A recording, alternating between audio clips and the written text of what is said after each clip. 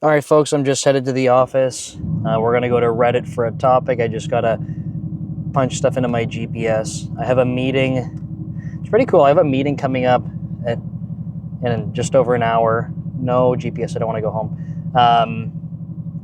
And it's because I wrote a blog article a little while back. And it's funny how this kind of stuff happens. But I basically wrote about how I don't like using Entity Framework Core, not bashing it, just saying like don't prefer it. And I work at Microsoft, and the Entity Framework Core team came across it. And this blog's from like last year. It's got to be almost at least a year old. And yeah, so they reached out and they're like, "Hey, we'd love to chat." And I was like, "Okay, like I promise I wasn't attacking." And they're like, "No, we just want to learn from you." But we're going to Reddit for the topic. That's just what I'm doing today. And I had it right here. It's interesting. It's about startups. And this person was saying, no feedback, no expectations, no performance review. Is this normal mode in startups?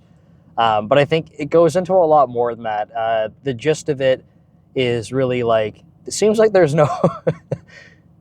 seems like everything's all over the place at startups. Like, is this normal? So I want to talk through that because I have experience at one startup, like full-time, and then a couple of others in internships or small companies. So I can talk about my experience. I will call out the bias where I can, but I thought that'd be interesting. So this is on Reddit. It's on the subreddit Experience Devs. If you find it useful as I'm talking through it and you'd like to share it back to the thread because you thought it was helpful, I would appreciate that.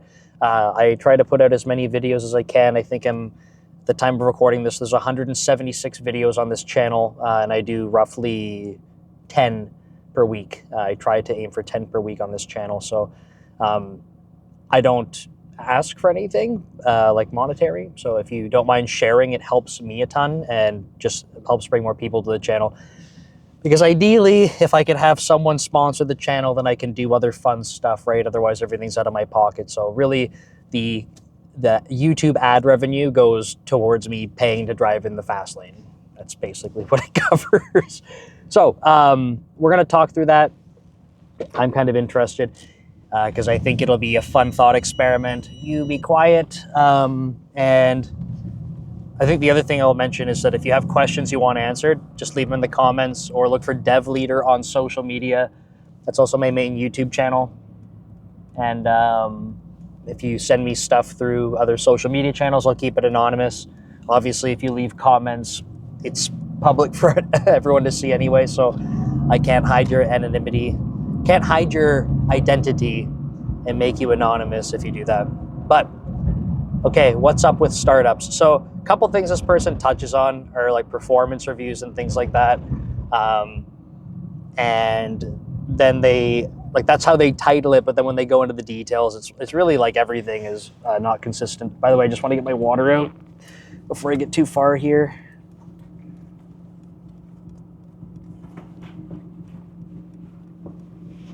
Come on.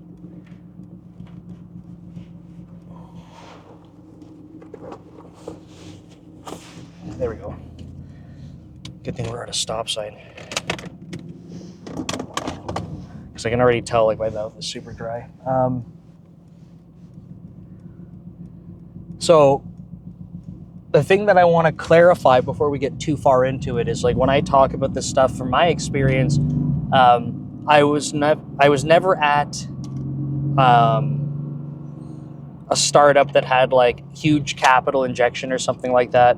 And so I wanted to spend a little bit of time talking about like just how varied startups can be, right? So you could have a startup that's like, so for example, like I'm building Brand Ghost on the side.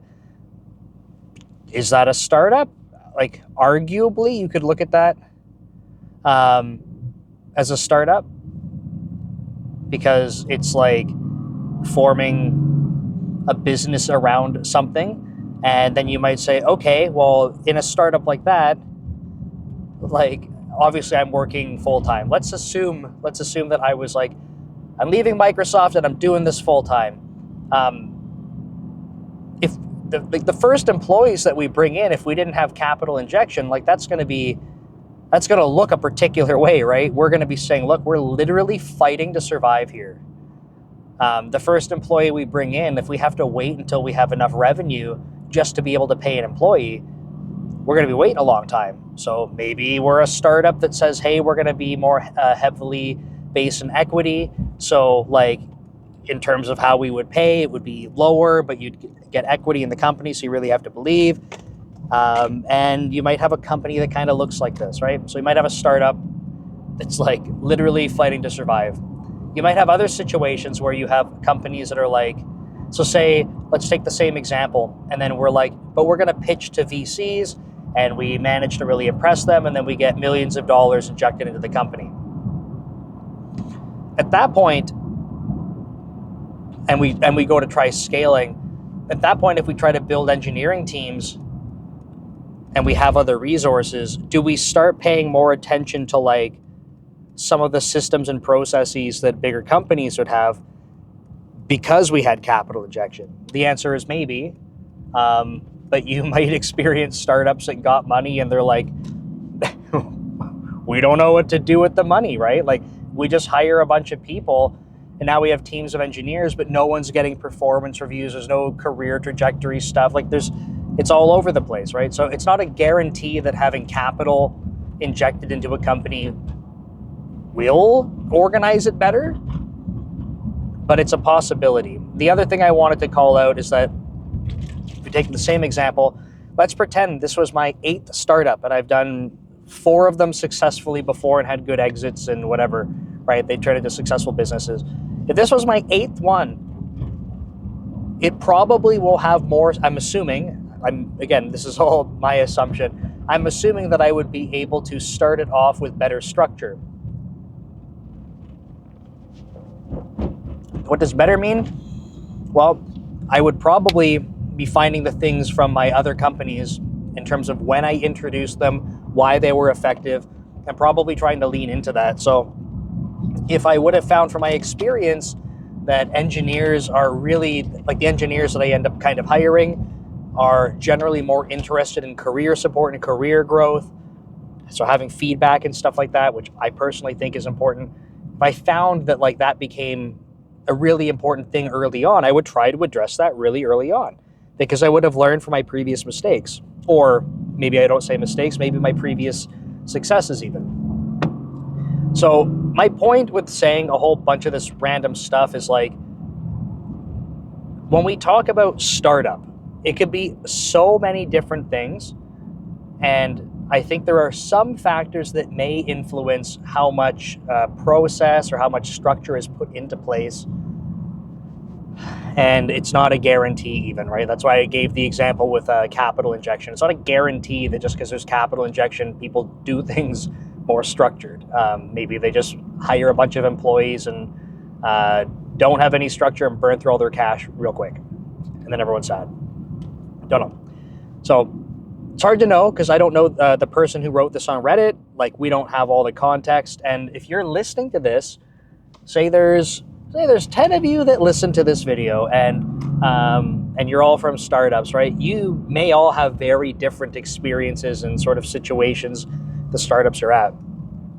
So all that I can do is kind of offer my perspective from my experience and then try to either extrapolate or, kind of chat through what I think could be happening at other places. So from my personal experience, the type of startup that I was at was that the founders had no prior experience, like founding companies was one thing. And so there's the CTO was the founder and the CEO kind of partnered with him like very early on before they started hiring people. This was a company that did not have external investment. This was a company that was cash flow positive, so they were profitable before hiring any employees. So they were in a good spot that way. I would say that it's not like the founder and the CEO were like so well off that they would never have to work again or something like that, but they were in a good position where it's not like, say for me, if I were to just leave Microsoft and go try doing something, I'm probably going to be pretty nervous, right? Like, I have to have a conversation with my wife about how we're gonna pay bills and pay the mortgage and stuff. So I think for those individuals, they were not so well off that they never have to worry, but they probably had a bit of a buffer for themselves, which I feel like is a good spot, because I feel like it kept them in a good mindset where they're just not, it's not panic for them. There's urgency, there's importance, but there's not like panic. And I feel like even for me, I would probably be like I said, if I were to leave work right now and say I'm doing a startup full time, I would probably have a lot of panic, and that would not be beneficial. But yeah, no software. I shouldn't say no software experience before for them, because one of them was from BlackBerry, but he worked in sales, and the other was a police officer, but was working in tech crimes and building some tools. And I guess he had some experience before at a tech company, but in terms of running tech companies, like, no. In terms of like I would say like the processes that we needed to have in place, no. Software development life cycle, what goes into that? Like, no, right? They basically had to hire their first engineer, who's a very, very close friend of mine to this day, and he would be like, I think we should do this, and they're like, okay, like, you're the engineer. And it kind of started, like, the software development part kind of started that way.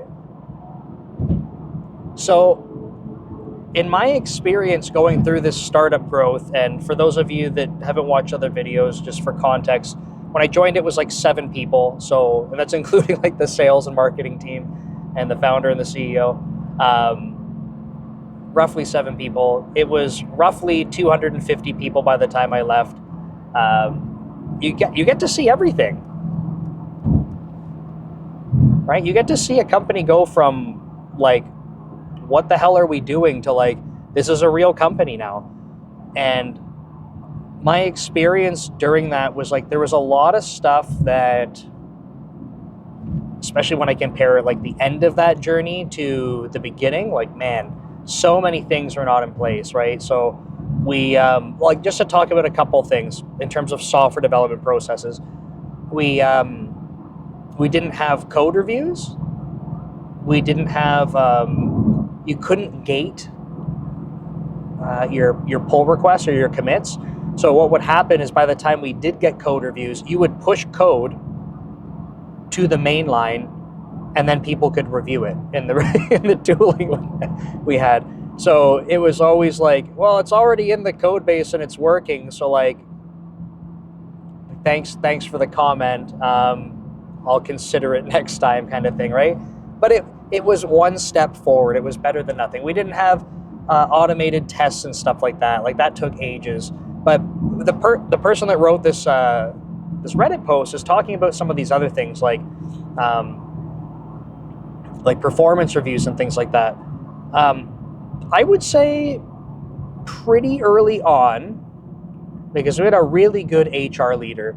I was one of the first managers there very early on, and like, literally no idea what I'm doing as a manager, right? I'm not embarrassed to say that. They had said, we think you'd be a good fit for it.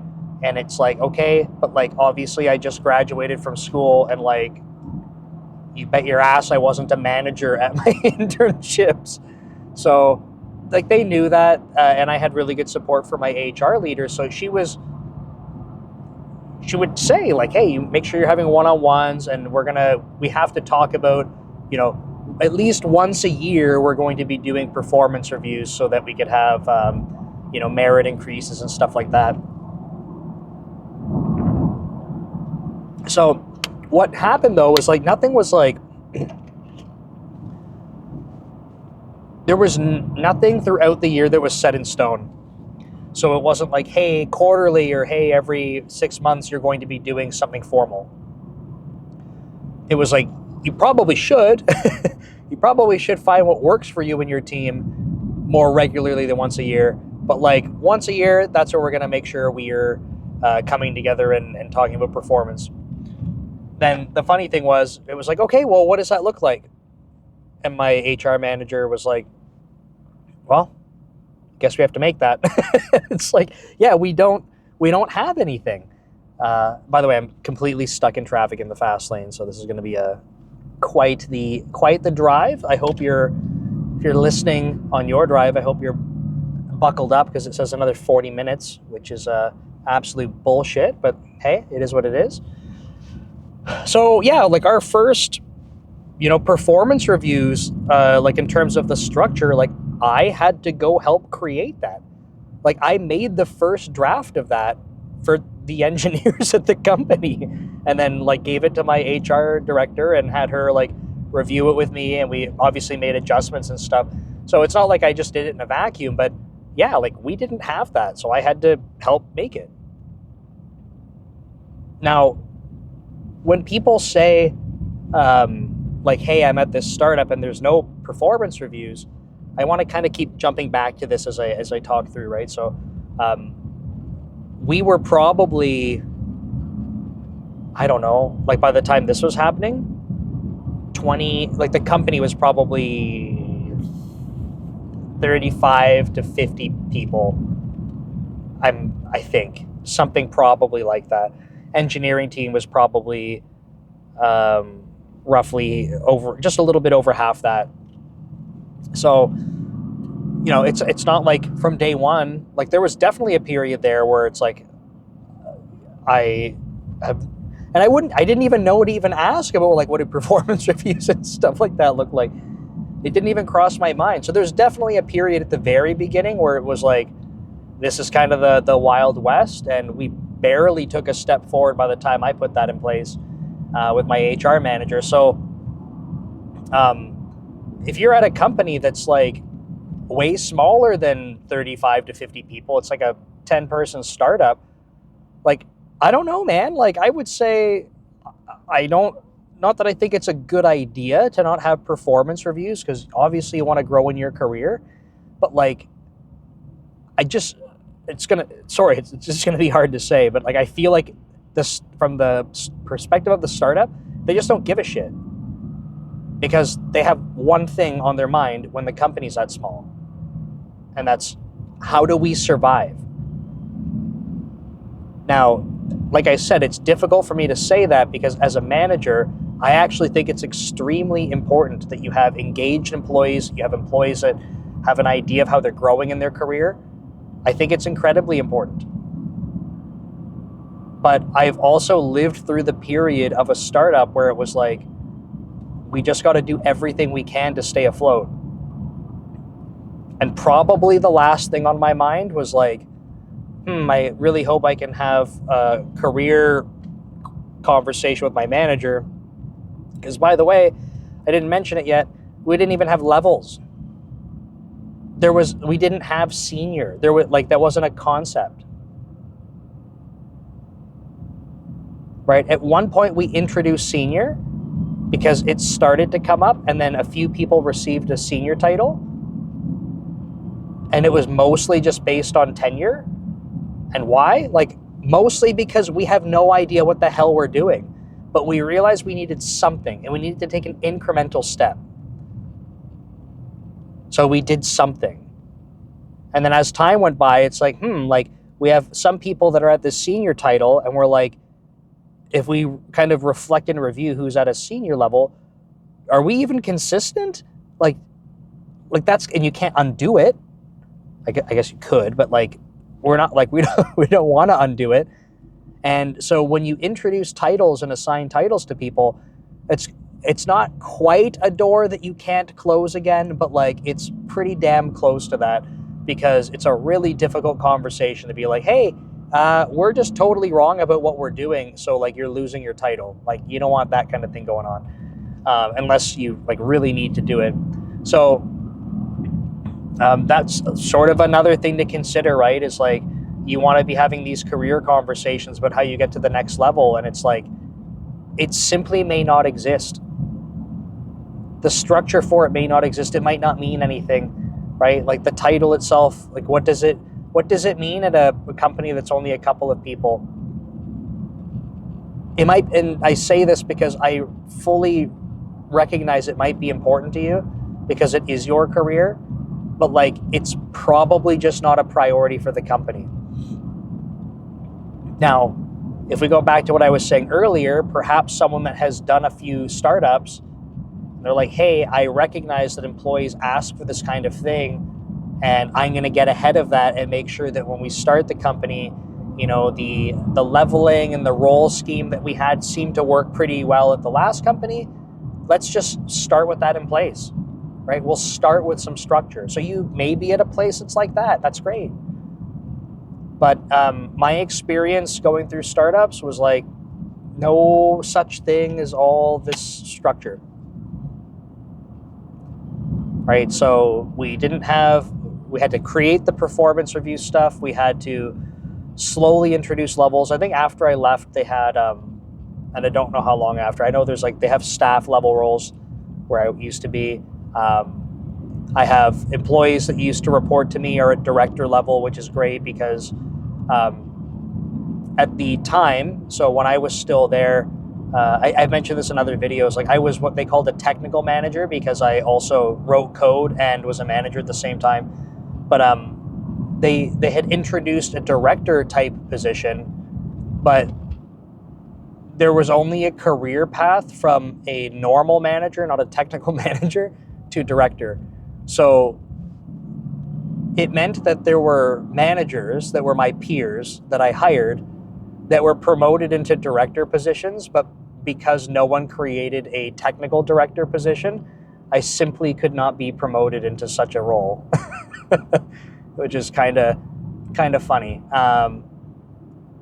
And you kind of just move further down the hierarchy as time goes on, which is like is certainly frustrating, right? So I think the people, like not all of them, but some of the people that were reporting to me that transitioned into manager positions are now directors, which is amazing. Very happy for them. So like they created more and more structure over time. Was it perfect? Probably not. Could it have been done sooner? Probably. Did the company survive and succeed? Absolutely. Right? And at the end of the day, like, it's a business.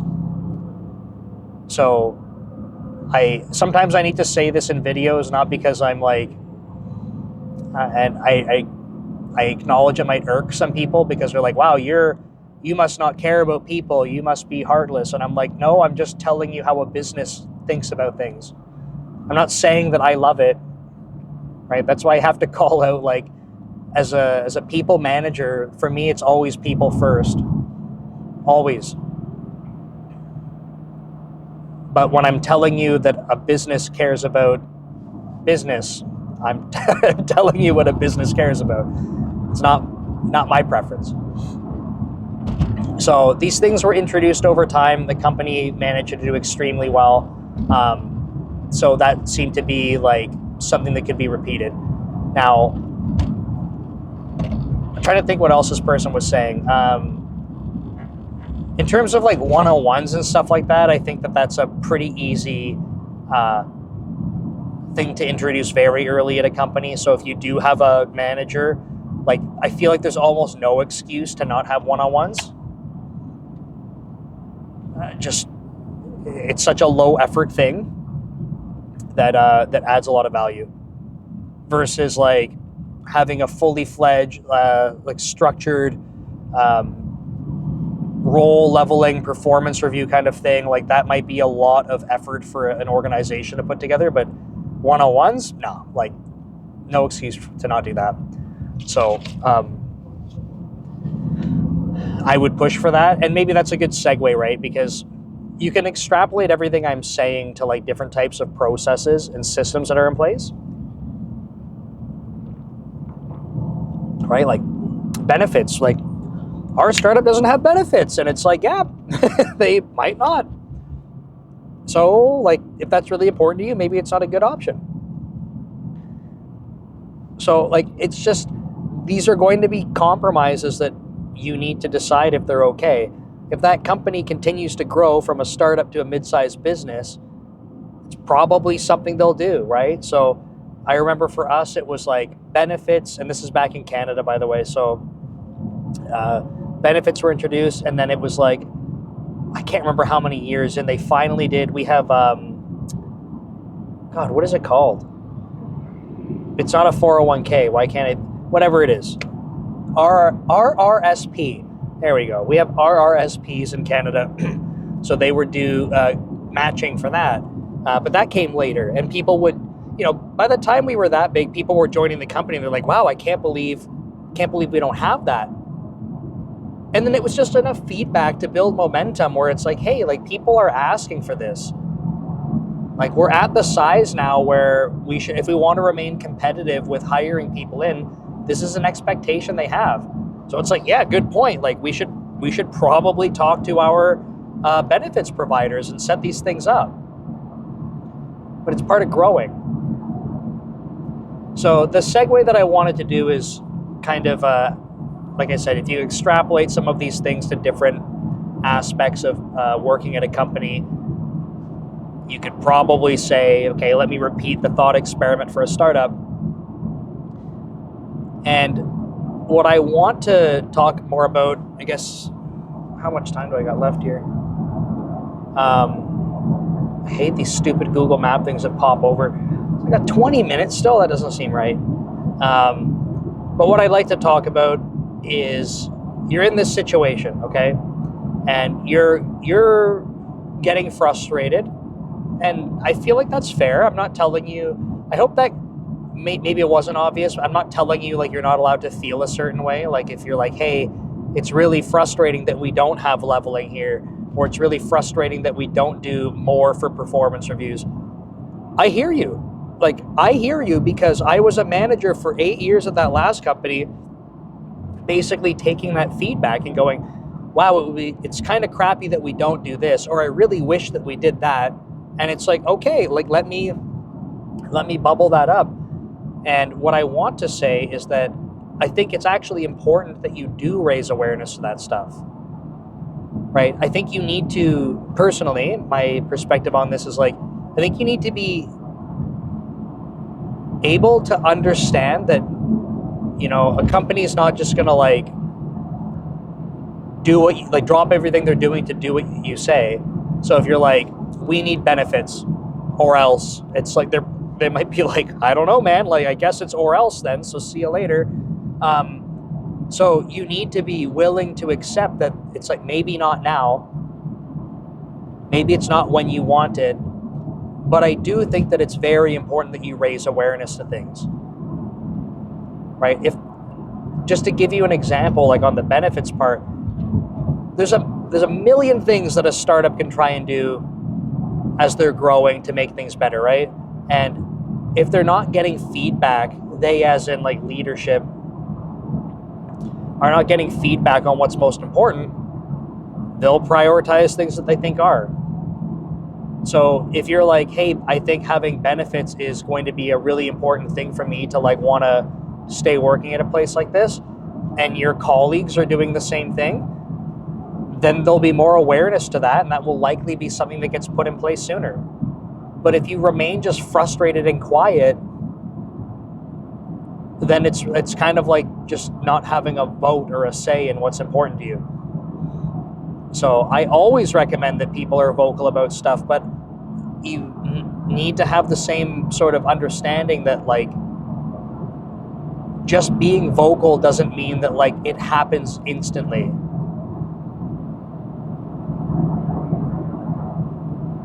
So I like I said, I realize sometimes I say stuff like this and people are like, oh, okay, well, thanks, asshole. But I just think it's reality, right? That's why I'm trying to be very clear. Startups they're fighting to survive.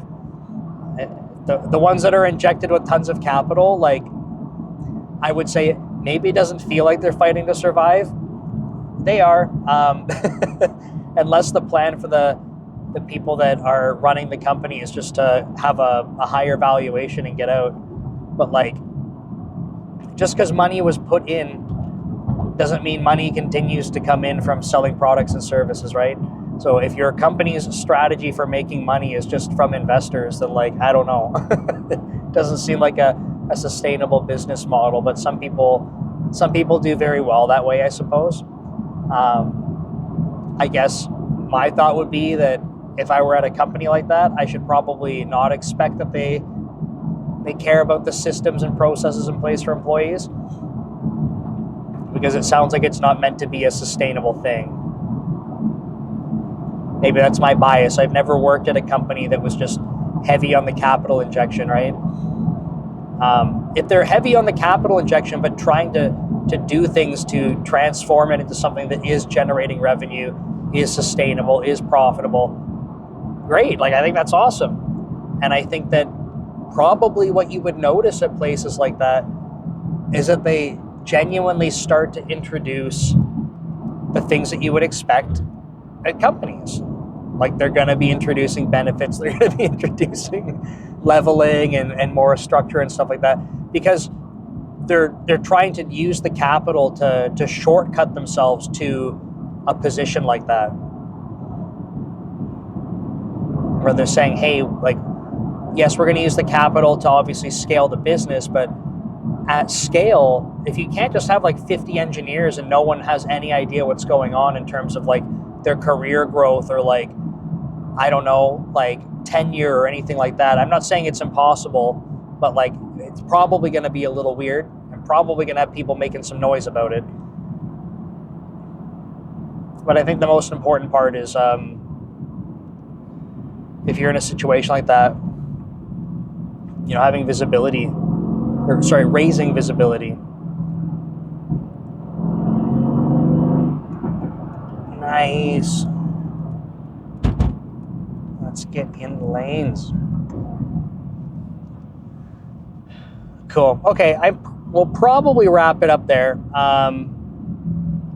I hope that was kind of helpful, not too ranty, but overall, maybe one more thing, because I've been thinking about a way to say this, and I still don't think I have a good way, so I wanted to try, because it's come up in a couple of videos, and I'm like, hey, you should try, like, approaching it from this angle. One thing I wanted to say about startups is, like, and this isn't gatekeeping startups, by the way. I want to add that disclaimer in. Like I said, I don't know how to say it properly yet. What I'm about to say is not intended to gatekeep startups, but I genuinely think that there are some people, based on their personality types and their goals, that may not thrive at startups. Okay? And what I mean by that is, like, if you are going into a startup having the expectation that there is a ton of structure, if that's like what you need to be successful, I suspect that you will probably find it very, very challenging. And again, I'm not saying that you can't or you shouldn't, or you're bad or you're worse or anything like that. Not at all. But I think that for me, my expectations of structure at a startup, I would set them extremely low. So if I were in a position where, let's say right now, I'm like, I work at Microsoft and I'm considering my next opportunity. For me, would I like to go to a place that has structure? I mean, there's a lot more factors, so this is going to sound like a weird example, sorry. But does the next place I go to, do I want it to have a lot of structure, or do I want to kind of embrace the chaos again? Right? Because if I'm at a point where I'm like, no, I want that structure, like, for me, like, I need more routine. I want to make sure that I have a lot more obvious progression in my career at this stage of my career. Then maybe I would say, like, no, like a startup or many startups will not be a good fit for me right now. Right? So it's not about saying, like, oh, you're not cut out for it. You're not good enough for a startup. Not at all. I don't mean that in any way. I'm just saying that I think if you have different expectations of startups and they don't align with what you need for success, you may find it very challenging. And just to be clear, you can make the exact argument about things the other way. Because I know lots of people from, like, when I create a lot of content online, right? So I know there are tons of people that would say, I would never work at a big tech company or any big company because there's so much structure and things in place. I feel like I could never get anything done. I would hate it. It doesn't mean that they're not good enough to do it or they're incapable, but that's not what they're looking for success. So I wanted to just add that piece in because I think that it's important. I didn't even read the whole Reddit post, but the person who was posting it, just as an example, like maybe their expectations of what they want for success, maybe that's not, I don't want to say realistic, not a common set of things that happens at a startup, at least to that scale. So I think that's the last part I wanted to say. And we'll wrap it up there because there's still a few minutes to the office. Instead of me boring you, we'll wrap it up. So thanks so much for being here. If you thought that was helpful and you thought that it might be a good contribution to the Reddit thread, that's from Experienced Devs. By the time I post this, you might have to scroll down a little bit. But this is for the person that was talking about no performance reviews and none of the structure at startup. So thank you so much for tuning in. I appreciate you being here, and I will see you next time. Take care.